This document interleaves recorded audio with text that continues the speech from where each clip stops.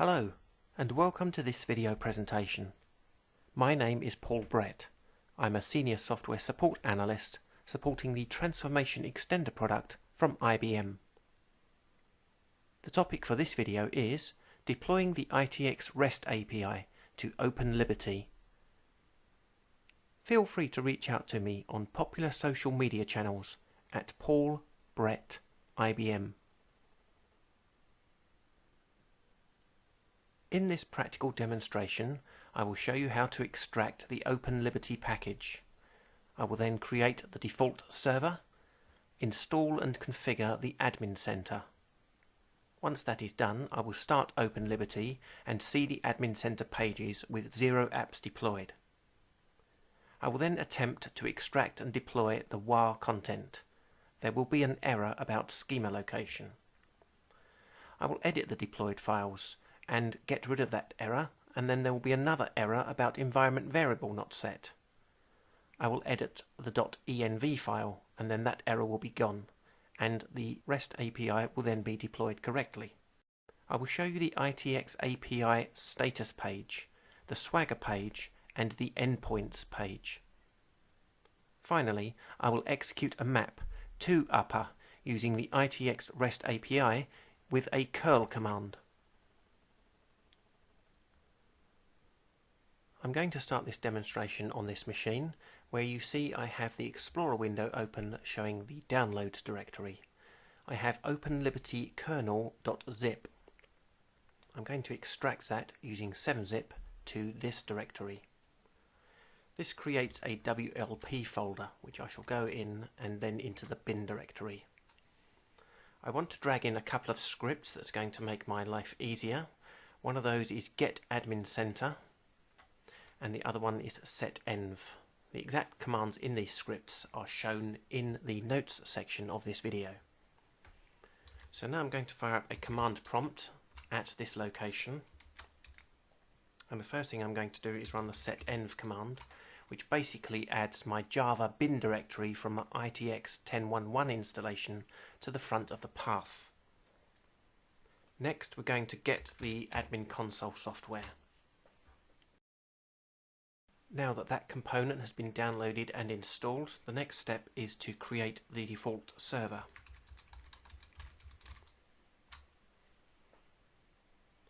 With the default server created, we can navigate away from the bin directory, and we find that we have a USR subdirectory, and then within there servers and default server. The contents of this standard server.xml file is not good enough to start the server now that we've made some changes. Firstly, we've installed the adminCenter, and secondly, we want a couple of TCP/IP ports to come up. If we bring up the standard file in Notepad, and then bring up this alternative version that I have also in Notepad, and then compare them side by side, you can see that the standard file, the section for the TCP/IP ports is commented out, and there's nothing in there about the adminCenter, which is what I have in my alternative version. The complete alternative version is available in the notes section of this video. So let's copy this alternative in now, and then from our command prompt window we can start the server. Server space run. The server will start up in this window, and we will see the processes that it goes through and the success message at the end when it's ready to respond to our browser session. So at the bottom there we have the default server is ready to run a smarter planet. This should mean that I can now access the adminCenter using the adminCenter URL 127.0.0.1:9443/adminCenter. There's a complaint about the certificate not being valid. That's fine, we can ignore that and proceed to 127.0.0.1, and we can put in our username and password, which are specified in my server.xml file. And then from within the toolbox, if we click Explore and then we click on Apps, we can see that no apps are currently deployed. The next step is to deploy the REST API. I'm going to shut down the adminCenter for a moment, and in the command prompt window where the server is running, I'm going to press Ctrl+C, wait for the server to say, do you want to terminate the batch job? And I say no, and it completes the batch job but does shut down the server for me. The next step is to make another quick change to that server.xml file. So I'm going to delete the one that I put in there earlier. I'm going to bring in the server.xml.new, which has a couple of extra lines regarding the TX software that we want to deploy. And then in the apps subdirectory, I'm going to extract the contents of the tx-rest.war file that is part of the ITX 10.1.1 installation and can be found in the REST API subdirectory. So right click, drag, drop, and 7-zip extract to tx-rest. So now in the apps subdirectory we have tx-rest, and inside there we have a meta-inf and a web-inf subdirectory. Now I know the server's not going to start now, it's going to come up with some error messages, but let's just go through those and see what those are. So on my command prompt I'm going to do server run again. There will be a lot more lines appearing this time because it finds an application. This time it says that the application cannot start. There's an exception, and the reason was that it encountered an element parsing that it couldn't understand, schema location. So let's go and have a look at this file that it's complaining about and the schema location word that it doesn't like. In the TX REST subdirectory under apps, we go into webinf, and then within there we're going to edit web.xml. You will note that there is a keyword here on line 4 that says schema location. Now when using Tomcat that is delivered with the product, Tomcat is quite happy to parse this particular keyword as is, but OpenLiberty is a bit more pernickety and requires that this is spelt correctly, and the L of location needs to be capitalized. So I'm going to capitalize that file now and save it and close. And then I'm going to go back to the command prompt window, temporarily stop the server with Ctrl+C.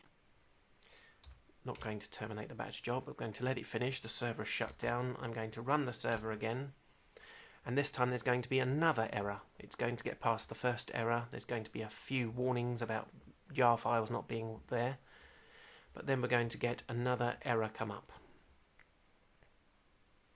And here it is. Here we're saying an error while initializing servlet TX REST, and the problem is environment variable DTX_home_dir must be set. Okay, so let's stop the server once more and go and fix that particular issue. If we go back to the default server directory, we have a server.env file which currently contains only one line, the key store password. Into that we need to add another couple of lines, and I've got these stored in a file. It's the DTX_homedir and the Java_home. I'm going to copy those lines and add those to the end of the server.env file and save. Now that we've added those lines, the next time we run the server should come up with no errors at all. You will note a message about web application available, the TX REST application. You will notice messages about a worker thread connecting to the Redis host, connecting to Redis host here, and finally the usual default server is ready to run a Smarter Planet message. Okay, so let's fire up the adminCenter again and have a quick look to see what we have. If we log into the adminCenter and click on Explore, under Applications you will note that we have one application, TX REST, and it's listed as running. In my URLs notepad I'm going to grab the first one of those URLs and see that we get the status message from the TX REST application, which we do. Status OK. Let's grab the next URL, which shows, I believe, the endpoints that are deployed. Currently there are no endpoints deployed. Let's grab the next of those URLs and it will take you to the Swagger page for the REST API. And here we can see the Swagger page for the REST API, and if we scroll down to the direct map run API, we can run a map synchronously. I'm going to click the Try It Out button. The map I'm going to run is one that I have installed onto my file system to upper. I'm going to send into card 1 using the stream adapter, which is shortened to BUF. I'm going to send in the word stuff, and I'm going to request the output of card 1. Let's click the execute button. As you can see, that has worked. I can download the result, or I can take the appropriate curl command, open a new command prompt, execute that curl command with a slight modification in that I have to add in -K to ignore certificate errors, and you will note that I get out from the map in capitals the word stuff, which is the same that I placed in. You might be asking where it found that map. Well, in the ITX installation there is a file called ITX-REST.properties, and if we bring that up, one of the options is the map.dirs, and it's set to /data/maps. And if I go to my C drive into data maps, you will see this is where my maps are, and I have a 2 upper map. So there we have it. That is how to deploy the ITX 10.1.1 REST API to OpenLiberty web server.